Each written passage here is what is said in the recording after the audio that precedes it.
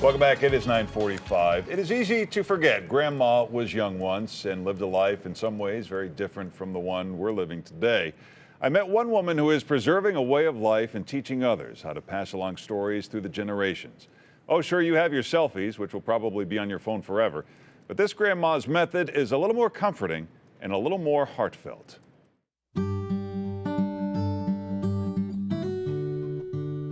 Joy watched her grandmother work the needle and thread, but there was something else happening here that Joy could not see nor understand.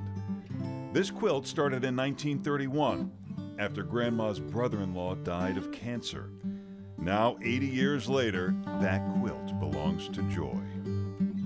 I'm sure that she thought about the many hours she prayed for him, and I'm sure tears fell on that quilt as she quilted it.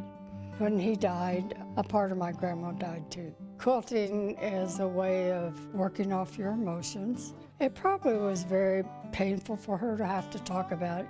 Like the hand-sewn quilt, grieving takes time. They were woven together on the family farm in Sisney, Illinois, and allowed this stoic woman to express her loss the only way she knew how. But the yellow quilt also inspired that little girl. This is another storage unit here, and this one will hold 28 quilts.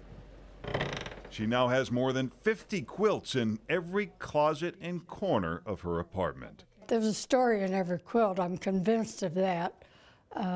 Didn't think very much about stories when I was doing my own quilts because I thought, who cares what I'm doing?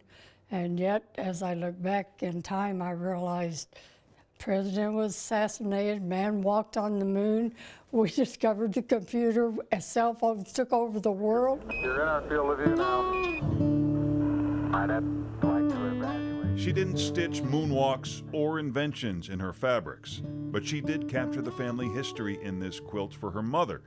Each panel tells a story. My dad says to Brother Paul, do not pick that apple off of the tree. And my brother said, Dad, I didn't disobey you. I didn't pick the apple off the tree. What did he do? He put a ladder in the tree, ate the apple, and left the core.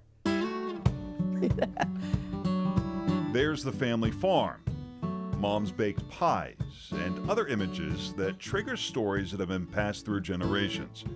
And these hands have spent months at a time quilting and grieving herself. Yeah, these bring back wonderful memories.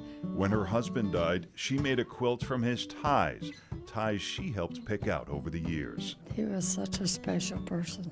But Joy's passion isn't just making quilts. Some of these she didn't make at all. If she sees one in a thrift store, she'll buy it. And it's not as if she needs another quilt. She brings it home. Because we're not disposable, and we're living in a disposable society. And I yearn for us to be more connected. A quilt may be somebody else's story, but it makes her feel awful to think someone threw away another grandmother's hard work, not to mention the memories woven into these intricate designs. At this point, Joy has more quilts than descendants, but we've shown you a few quilts that are a little more special.